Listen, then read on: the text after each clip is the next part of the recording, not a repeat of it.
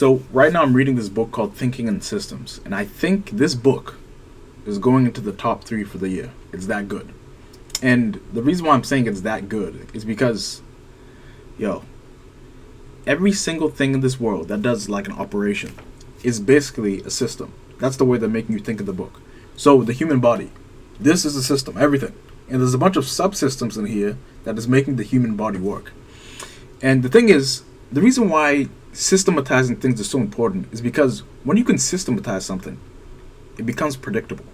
You know the inputs that it's going to take to make this thing work even better. And the thing is, in the book, they have a lot of terms that's used for like system design and how you should be creating systems. So very technical book, and I wouldn't say it's for everybody because I would say the non-engineer might get tripped up reading this book.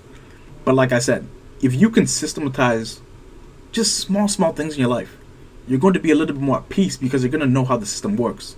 And when you know how the system works, you can game the system. So currently right now I'm doing product development, and I've just noticed that product development is essentially a system. It has one goal, which is to create high quality software.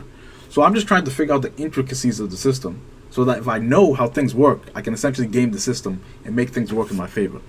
And the thing that inspired me to read this book was actually an interview that I saw online. There's this Instagram page called The School of Hard Knocks.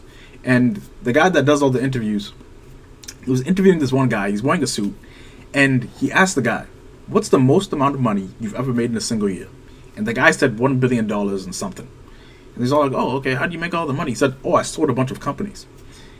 So then the next question he asked is like, okay, so how many companies are you running right now? And he said like 86. And I'm looking at the screen, I'm all like, well, I'm struggling with one or two. How the hell is this guy doing 86? And the next thing he says is, yeah, I've just systematized everything.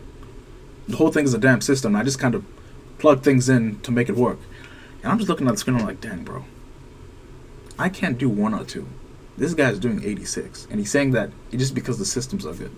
So that's when I'm all like, well, this Thinking in Systems book that you tried to read once upon a time and you quit because it was too technical, I think we got to go back to that.